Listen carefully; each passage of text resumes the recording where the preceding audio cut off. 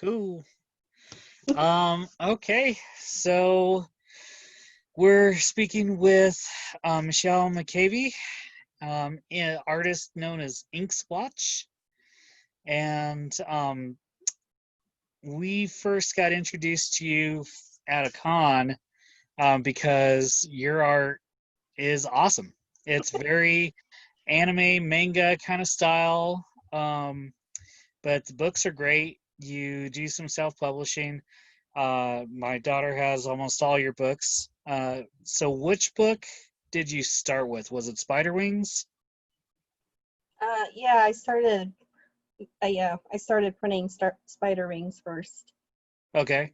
Do you have one there to show us? I could run upstairs and grab Katie's, but if I you've got one. might have one around here somewhere. No, I don't have one. Okay. Let me pause this and I'll go grab some of the books just so I can have something to reference. All right. Got all kinds of stuff over here. All right, so we have Spiderwings, #1.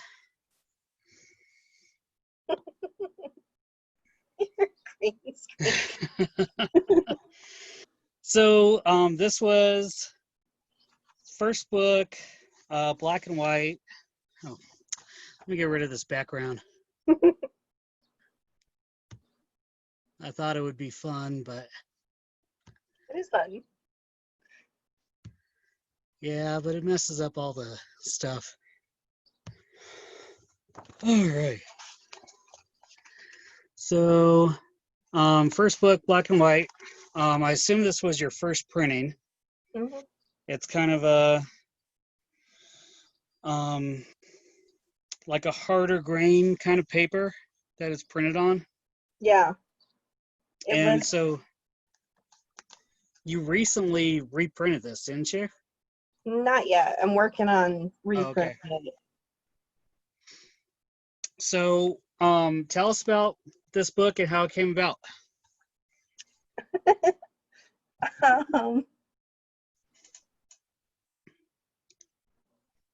Well, Spiderwings is a story about a girl named Momo who unexpectedly gets taken to the world of Limbo. I wrote it that way because I wanted to do an Alice in Wonderland type story, so it make it a little creepier. Just showing some of the artwork. So this is Momo here, right? Yep. On the top. And so so how old were you when you started writing it? I started writing Spiderwings when I was in my last year of high school. Oh, that's awesome. But I didn't start actually working on it until like my second year of college. So like 2 or 3 years later. I took a lot of breaks. Yeah. So did you had the story all flushed out, written out, how you wanted it before you started on the artwork, or? Nope. So tell us about the process. How did that work? So the only for sure thing I had planned for Spiderwings when I started it was how it ended. Oh, so you kind of went from the ending to the beginning. Mm-hmm. That's interesting. Huh. So you had this really good ending in your head. You're like, ooh, how am I going to get there? Yep. Nice. And then, so tell us about how you worked in getting the book completed. So were you writing and drawing at the same time? Were you doing most of the writing first, or did you do some of the art and then kind of put the writing into the art? Yeah, the way I write my stories is I draw out the comic like in thumbnail form and I do my dialogue at the same time. Oh, cool. So are you doing that digitally or are you doing it on paper? When I first started Spiderwings, it was all on paper. Oh, So nice. I did they did those 11 by 17 Bristol boards. Okay. Yeah. I got started drawing it because I was taking a comic class, Oh, cool. and that's what got me started drawing it. So, have you always had this kind of anime style, Yeah. or was that something that you um, like fell into or started doing more of after you were going to school? I've always had the anime style. Um, I really liked reading manga more than I did American comics, and I thought the style was a lot easier to draw in than American style. Oh, that's cool. American. Um, so so you went from so you did Spiderwing Volume 1, um, Volume 2, and then which was this? Is this That's volume 3. that's Volume 3? Okay. Um, so as you so you can see the art kind of evolve as you read these books.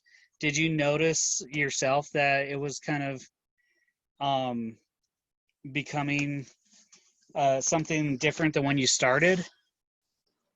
Um, I didn't really notice the style change until about when I started volume 3. Um, because that's when I started to go completely digital. Oh, okay. There's only maybe 2 or 3 pages in volume 3 that were traditionally drawn before I went completely all digital. All digital.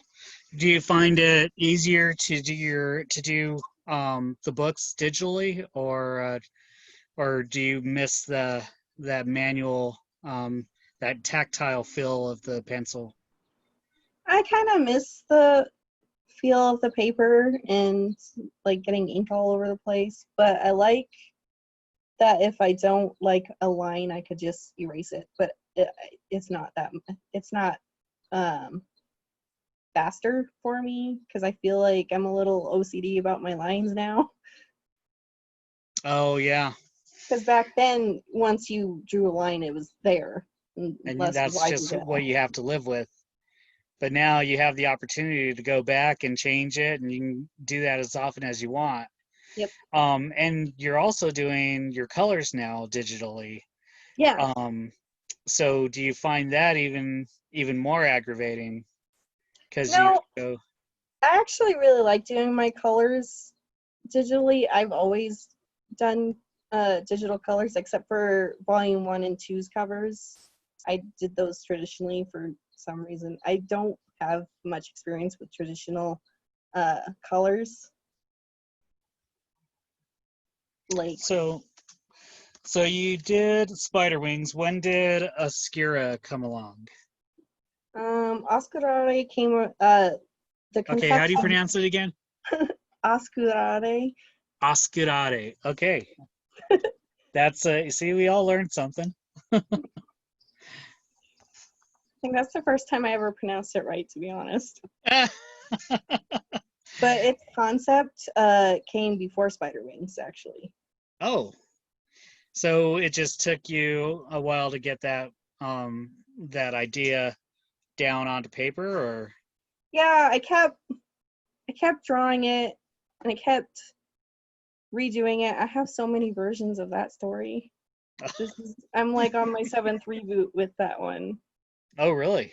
Yeah, Oh, that's funny. yeah. So I how do you decide what you're gonna use, what storylines you're gonna use to finish up or to put into print? um it's a hard question. I think I just started printing everything just to make myself stick with a story and to finish it, because once it's in print, you can't really go back and change it. Yeah. Well, you could, but you'd have to call it something else. So I know you've done posters for us. Our last two minicon posters were your creations. The kids loved them. I think everyone, they really catch the eye, and a lot of people really enjoy those as a way to promote the minicon. Did you enjoy doing those, and do you do a lot of uh, like contractor kind of jobs like that? I don't do many contract jobs. I'm trying to get into that. I really do like making posters. I went to school for graphic design, so I really like doing logos and stuff.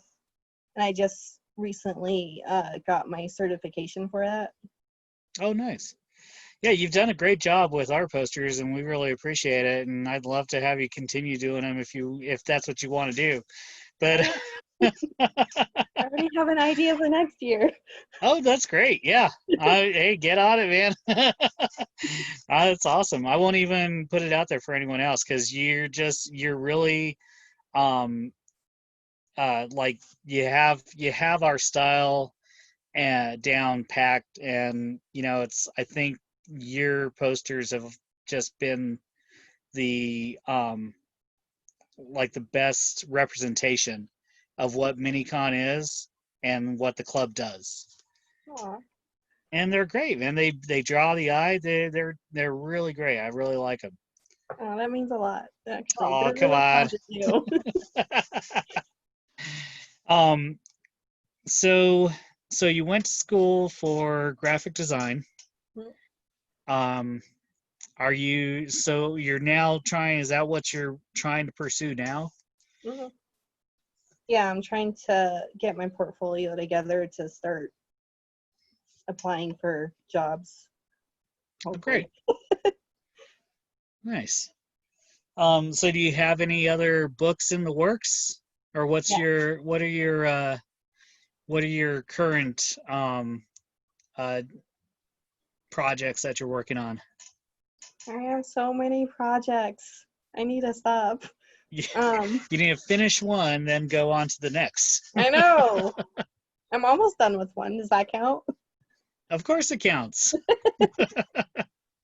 Um, I'm working on Spiderwings' last volume. I've been working on that for a while.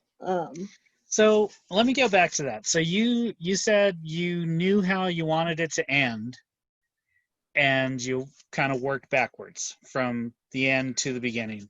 Yep. So the first volume, does that not have the ending that you wanted originally? I mean, the ending that was in your head, was that the end for the whole story, or was that the end of that volume? For volume 1 or for Yeah. the entire series? Well, for the whole series. That's a difficult question. Well, because so did you not realize how long or how many volumes this was going to be? Yeah. I originally intended it only to be 3 volumes. But then once I was working on the 3rd volume, I was like, oh no, there's so much more we have to do first. Okay. So, Well, it's a great story, and so you've known this whole time how you wanted it to end up, but you've just been adding more and more to keep that story flowing. Is that because you don't want to get to that ending yet? You don't want to let go of that world? maybe. I have a spin-off plan for that world, so I'm not done with the world yet. But I am coming to terms with being done with Momo's story. That's cool. Have you earlier you said you were going to start reprinting them in color, Um, or you're thinking about it? I was thinking about it, uh, but I'm not sure. So what would it take for you to do that with the first couple volumes that you've done that you don't have digitally? I did the line art mostly traditional. Some of the grays I added. The first volume would be more difficult because I did do some ink washes in there. So how would you do that if you wanted to add color? Would you just scan them and then do the color all digital from the scan, or how would that work? No, I have the original Photoshop file, so I could just manipulate. I would probably have to color the line art, Okay. which I just figured out how to do without actually redrawing the entire thing. Yeah, that would be a pain. It was. Comics are a lot of work. I didn't realize that going into it. Like I Yeah. was thought, oh, I'll just write the story. It'll take like a year, or like whatever. So talk to us a little bit about self-publishing. How does that work? Who did you go through? How long did it take you to find someone that you wanted to use? It didn't take me very long to find someone I wanted to use, but it did take me a long time to find someone that was cheap enough to use. Yeah. Part of the reason why Spiderwings is in black and white is because it's cheaper Right. to print it. I first started printing with Create Space for Spiderwings, which is no, it's still around, but it's called something else now. It's like Kindle Direct Publishing now. It's a Amazon company. Oh, interesting. And so that's who you started with. Who are you printing through now? Right now I'm looking at Kablam, Kablam printing. They're also an on-demand printer, but their print quality is way better. Oh, nice. I know you were happy with you were telling me about the something about like the color going all the way to the corners of the paper or something like that. Oh yeah, I started printing. The first book I printed with them was Oscarare Volume 3, and they had full bleed, so all the colors went over the cutoff part. So let me get an example here. So they wouldn't have this white space right here. Oh, gotcha. So this would go all the way to the edge of the page, Nice. which is what a lot of comics do. Right. Now, do you consider your books comics or graphic novels? Have you thought about, since you have that manga style, have you ever thought about going manga format from back to front, or in American format, I guess, from or not American, from Japanese format from back to front, or right to left? No. No. I actually did print one like that through Kablam. That when I was trying to figure out what I wanted to do, they had a manga section. So I'm like, oh, I'll just do that, and it prints it backwards. I thought it was just gonna be the size, but it printed it backwards. I was so upset. I mean, it's really cool if you set it up. If you have to set your files up to do that, though. To do it, yeah. Yeah, that's interesting. Huh. So you did Ascura or Asciate? Asciate? Am I saying it right? Yep. I think so. You think so? So you did volume 1, volume 2, which we need. Volume 1 was in color. So all the books are in color for Asciate, Yeah. right? That whole entire series is in color. Such a good logo on that one. I like it. Let's look at some of the art.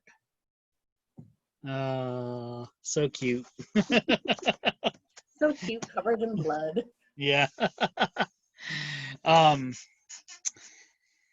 cool. Is there anything else you want to talk about or you want to plug?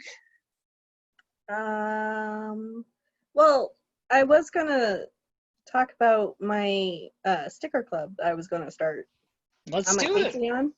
Yeah. I'm gonna do a sticker of the month club. You can sign up for a $5 tier and get 3 stickers a month. There's Awesome. the 3-inch Kiss Cut vinyl stickers. Do you have some examples to show us? I could go get some. Come on, Michelle. I know. I was not prepared for this. Shoot. Here, I'll pause it real quick and you can get some stickers again. All right. So show us these stickers. Aw, so cute. Yeah, every month there'll be 3 new stickers. Oh, that's awesome. That's awesome. That's your Patreon. It's only $5 a month. Tell us what your Patreon is. It's Inksplotch. Inksplotch. If you go to Patreon and just search Inksplotch, it should come up. It should come up. I should INKSPLOTCH, right? Yep. All one word. All one word. Nice. Cool. So you're doing that. You got anything else in the works? I got some new comics in the works, but I'm not ready to talk about those yet. Okay. All right. Have you been doing any art outside of your comics? Like, are you doing anything just for fun, or anything that you've recently wanted to start trying to draw? Have you ever tried drawing like other characters in your style? Yeah, I've done a few fan arts. I have a Sailor Moon one around here somewhere.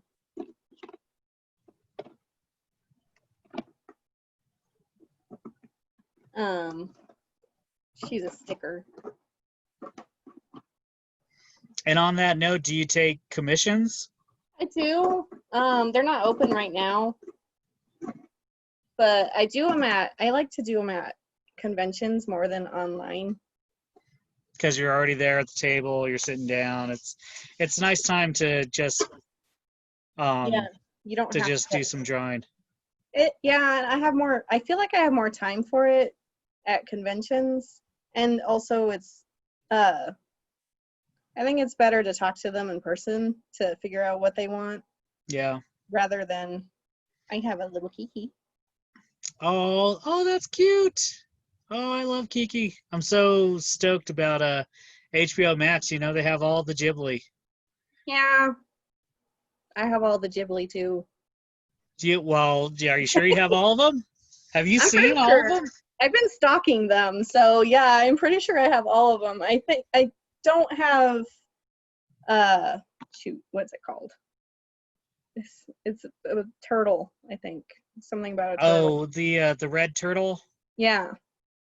Yeah. Or the red tortoise. The red tortoise? Something like that. I don't know if that's actually theirs though. So I don't know. Well, it's through Ghibli, but it's a different director and artist. It's not Miyazaki. Right. But yeah, it's supposed to be really good. But you have Neighbors Yamada, I don't Pompoko. see. I do See? have that one though. Yeah, Pompoko. That one's ridiculous. I love it. And what's the cat? The Cat Returns. Cat Returns. Yeah, Cat Returns. Man, they have ones on there that I have not heard of. Let me bring it up. That I'm excited to watch. We're gonna do like some family movie nights. Nice. And get some Ghibli watching going on. You know, and it's been a long time since I've seen some of these, and some of them are just not on. Like, you can't find them. So, like, Whispers of the Heart, I haven't seen that one. That one's a good one. Is it? Yeah. Porco Rosso. Haven't seen that one. Too. That one, I think you like that one. Yeah. Yeah, it's fun. That one's a fun one. Nice. When Marnie was there, I remember when that came out, but I never saw it. That one's pretty good. Oh, and this one I never even heard of, Ocean Waves. Oh yeah, that's the one I was talking about. Oh, that's the one about the turtle. Yeah, I think Okay. it's about a turtle. Okay. And I never heard of this one, only yesterday. Oh, that one has the dub has Daisy E. Radley in it. Oh, So everyone's British. I didn't really care for that one. I thought it was kind of boring. I don't mind the British because I think it works really well with uh Princess Mononoke. Yeah, it does work well there. Yeah. It works well with their character designs. I just couldn't get into that movie. I have Yeah. it, but I couldn't get into it. Tale of Princess Kagui? Kaguya. Kaguya. Yeah, I haven't seen that one. That one's good. And Tales from Earthsea. I saw that a long time ago, but I haven't seen it for a while, and I haven't been able to find it on DVD or anything. Really? Yeah, Oh. it's one of those ones you gotta like kind of search for. It wasn't one of their most popular ones. I thought it was good, but the sound is really low, even on surround. I watched it on surround sound, even. I could barely hear one of the characters talk. Oh, really? He, like, mumbles. I wonder how it's gonna be on the streaming. I've noticed some things on the streaming is I don't know if it's the like porting it over into that ratio, if it changes things or if they do a different engineering on it. But a lot of the ones, especially on the Macs that just came out, sounds a lot better. The sound is really clear. You don't have to turn it up as much. Well, that's good. Yeah. So do you have a favorite commission that you've done for someone that you took on, but you weren't sure you were going to be able to do it, and then you did, and you were just proud of how it came out? Yeah, I don't have it with me or Right. anything. Did you take a picture of it? Yeah, but it was on my old phone, so I don't think I Oh, have it anymore. I've done that where I forgot to take pictures of stuff, and I'm like, God, man, I wish I took a picture of that. Right? I was really proud of it at the time, but I don't think I'd be as proud of it now. What was it? It was a commission for he wanted 2 characters from Percy Jackson Oh, okay. together. I forget the characters though. And I didn't think I would be able to do it because they're novel characters. There's no images of them. Right. Really. You just have the descriptions in the book. So I stressed about it all night. I was like, oh my God, is he gonna like it? Is he gonna hate it? Is he gonna return? Will he want his money back? He ended up really liking it. So, and he never wanted his money back. So, Well, that's always a good sign when they don't want their money back. right. I had another question for you. Oh, so speaking of cons, what do you think about, or how are you doing with the new environment? When do you think you're going to be able to get into your next con? So far, my next con isn't till April of 2021. Oh, really? Yeah. Everything got pushed back a year. Colorado Springs Comic-Con decided to push back to next year. Well, DCC is still scheduled, I thought, for November. Yeah. And Rocky Mountain Con is still scheduled for November. Tim hasn't said anything about that yet. I don't think their tables have opened yet for Rocky Mountain Con. He usually doesn't open them till like July. Yeah. Or August. Because it's I don't know if he's opened them yet or not. But yeah, he he hasn't changed anything in terms of dates. So Well, if he opens them, I'll put in for it yeah, because I need something. yeah.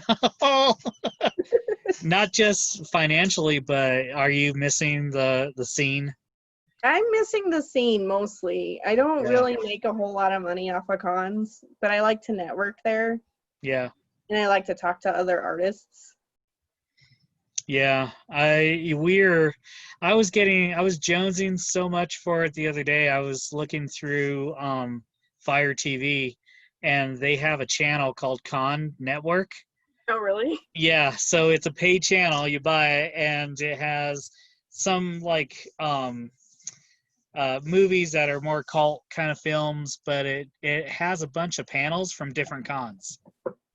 Oh, that's cool. Yeah, it's got like interviews and some that are like actual panels, like they would have like you know, using uh graphite or something like that. You know, I mean, so it's pretty cool. It like takes you into a little bit of the past scenes and stuff. So I was like, man, I feel like I should get this.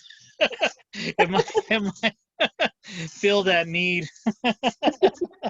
Yeah, 'cause that's my favorite part of the con is going to the panels. Yeah, yeah, that's some of our favorite things too. You know, I know. I can't remember what I think it was 2 years ago. We spent 2 days, the whole day just in different panels.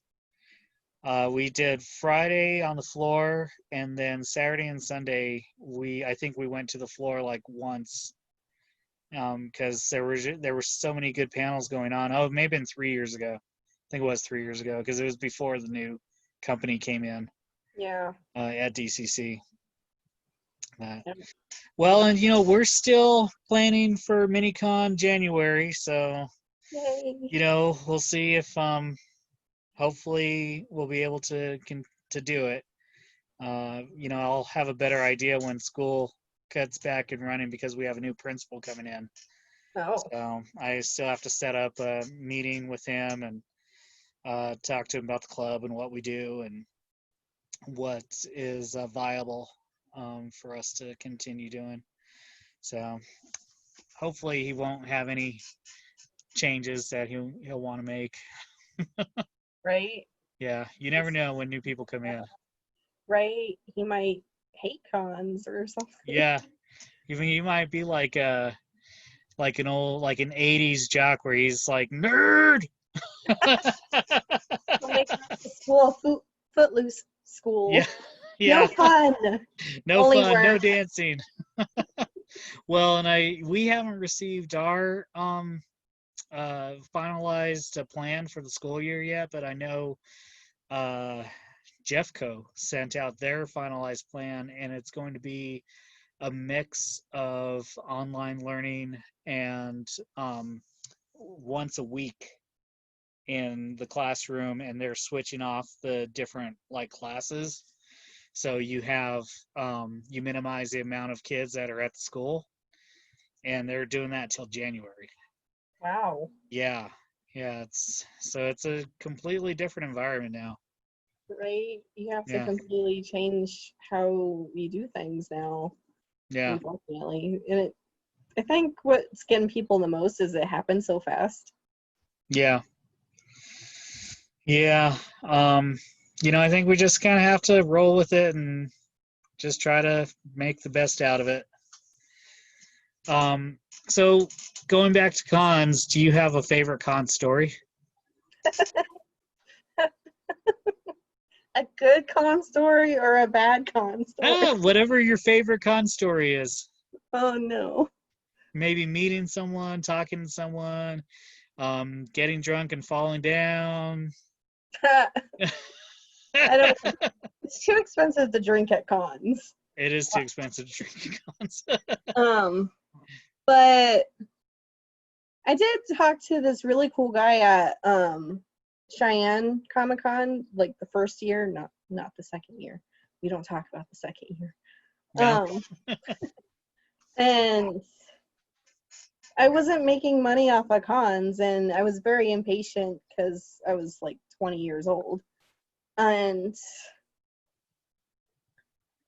I'm just like, if I don't make any money off this con, I'm just going to give up and stop doing cons because it's just a waste of time and money. And the guy next to me is just like, don't give up on cons.